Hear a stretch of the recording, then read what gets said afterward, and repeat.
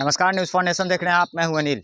बिहार में अपराधियों का तांडव लगातार जारी है और बिहार पुलिस की कार्रवाई भी लगातार अपराधियों पर नकेल कसने के लिए जारी है। और इसी कड़ी की बात करें तो एक बार फिर से राजधानी पटना में पटना पुलिस को बड़ी सफलता हाथ लगी है, जहां जेल में बंद अपराधी द्वारा व्हाट्सएप कॉल के जरिए अपने गुर्गों से रंगदारी मांगने का खुलासा पटना पुलिस ने किया है। दरअसल बात हम करें तो अभी भी जेल में बंद अपराधियों द्वारा रंगदारी की घटनाएं लगातार देखी जा रही है और इसी कड़ी में एक बार फिर से पटना के इमामगंज थाना क्षेत्र में रंगदारी का एक मामला सामने आया था, जो कि बीते 21 नवंबर को एक कपड़ा व्यवसायी से 5 लाख की रंगदारी अपराधियों द्वारा व्हाट्सएप कॉल के जरिए मांगी गई थी, जिसमें पटना पुलिस ने कार्रवाई करते हुए 2 अपराधी को पहले गिरफ्तार किया था। उसके बाद 3 अन्य अपराधियों की गिरफ्तारी पटना पुलिस ने की है। इस पूरे मामले की जानकारी देते हुए क्या कुछ कर रहे हैं नगर पुलिस अधीक्षक राजेश कुमार, आइए सीधे सुनवाते हैं आपको। क्या मामला है सर? देखिए, इमामगंज थाना जो नया बना है, वहाँ पे इमामगंज बाज़ार है। वहाँ पे कुछ दिन पहले एक दुकानदार से रंगदारी मांगी गई थी, फिर फायरिंग की घटना भी हुई थी। उसी में उसके बाद भी ये सूचना बार बार पुलिस को मिल रही थी कि वहाँ के दुकानदारों से कुछ लोग जो है व्हाट्सएप कॉल के द्वारा पैसे का डिमांड कर रहे हैं। फिर एक केस रजिस्टर हुआ जिसमें एक दुकानदार आए हम लोग के सामने, क्योंकि जो भी एक फ़र्स्ट टाइम जो फायरिंग की घटना हुई तो उसमें एक केस रजिस्टर हुआ, वो 10वें महीने में हुआ था।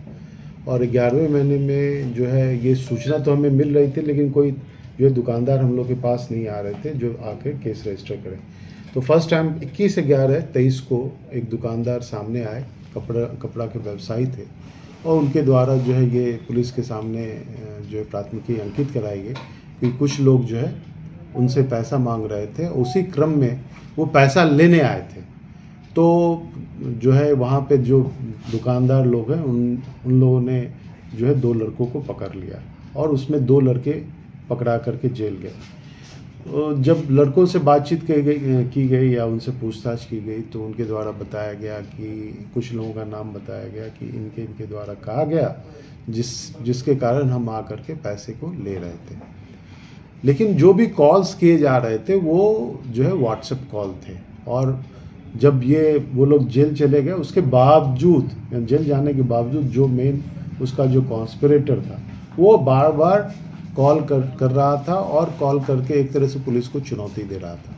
इस संबंध में अग्रतर वैज्ञानिक अनुसंधान किया गया और व्हाट्सएप कॉल में जिसके द्वारा व्हाट्सएप कॉल किया जा रहा था उसको जो है जीरोइंग की गई और उसको पकड़ा गया। उससे जब पूछताछ की गई तो उसके द्वारा बताया गया कि ये जो षड्यंत्र है वो बेउर जेल में बंद एक अपराध कर्मी जो सुजीत महतो करके है उसके द्वारा किया जा रहा है, और उसी के द्वारा उसको मोबाइल जो है प्रोवाइड किया गया था और जो सिम भी प्रोवाइड किए गए थे। और ये जो अभियुक्त है जिसके द्वारा ये जो कॉल किया जा रहा था वो नौबतपुर से किया जा रहा था। उसका जब भी हम लोग इन्वेस्टिगेट कर रहे थे या वैज्ञानिक अनुसंधान कर रहे थे तो उसमें जो उसका लोकेशन जो आईपी है वो आईपी नौबतपुर का मिल रहा था, जबकि यहाँ पे जो पैसे की डिमांड हो रही थी वो डिमांड सुजीत महतो के नाम से हो रही थी, या जो पकड़ाया था अपराधकर्मी उसके द्वारा बताया गया कि सुजीत महतो। तो हम लोग का बड़ा ही कॉन्ट्राडिक्शन आ रहा था। लेकिन अनुसंधान के क्रम में वैज्ञानिक अनुसंधान करते हुए 3 लोगों को पकड़ा गया। उनके पास से जिस मोबाइल से जो सेट से व्हाट्सएप कॉल किए जा रहे थे उसको भी जो है रिकवर किया गया।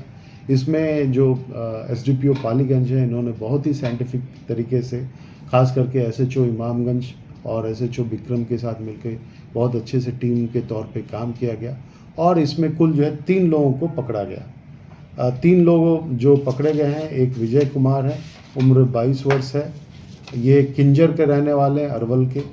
दूसरा रंजन कुमार हैं, ये रहने वाले हैं आपको छोटी टंगरेला के। और तीसरे जो है अर्जुन कुमार हैं, ये भी छोटी टंगरेला के हैं। जो रंजन कुमार है इन्हीं के द्वारा व्हाट्सएप कॉल जो है किया जा रहा था और इन्होंने ये स्वीकार किया कि ये सुजीत महतो के कहने पे किए।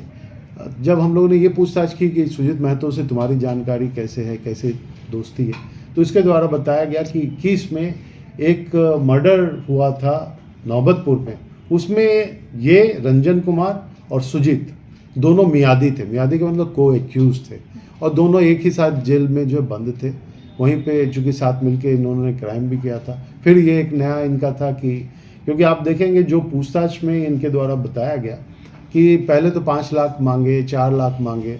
तो जब दुकानदार चूँकि गरीब थे, बहुत वेल ऑफ नहीं थे, तो वो गिड़गिड़ाते थे कि भैया इतना पैसा कैसे दें। वीडियो भी तो वायरल उनके हुआ। द्वारा जो है यानी ये कहा अच्छा चलो 30,000 रुपया ही दे दो। और इसमें से एक व्यक्ति जो पकड़ाया है, जो अरवल का है, किंजर का, वो जाकर के पैसा लिया है 30,000 रुपया जो है उसके द्वारा ये एक्सेप्ट किया गया। और दुकानदार लोग भी जो ये बताया कि 30,000 रुपया हमने उसको दिया है। तो ये जो हम लोग ने 386, 387 और साथ ही साथ एक डराना मैंने फायरिंग की घटना उसके जस्ट एक महीना पहले हुई, उसमें भी सुजीत की जो है, तो एक बहुत बड़ा गिरोह जो है वहाँ पर लोगों को भयाक्रांत कर रहा था।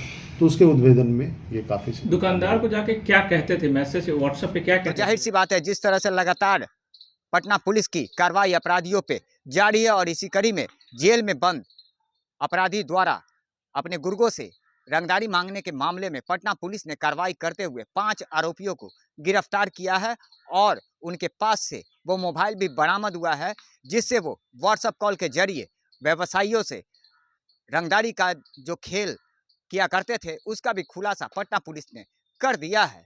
दरअसल जेल का खेल लगातार जारी था और कहीं ना कहीं जेल में बंद अपराधी द्वारा ये एक मामला सामने आया है, जिसमें कहा जा रहा है कि कहीं ना कहीं जेल में बंद अपराधी द्वारा अपने गुर्गों से रंगदारी मांगने का जो मामला प्रकाश में आया, उसका पटना पुलिस ने पूरी तरह से खुलासा कर दिया है। लगातार हमारी छोटी बड़ी खबरों से अपडेट रहने के लिए देखते रहें न्यूज़ फॉर नेशन।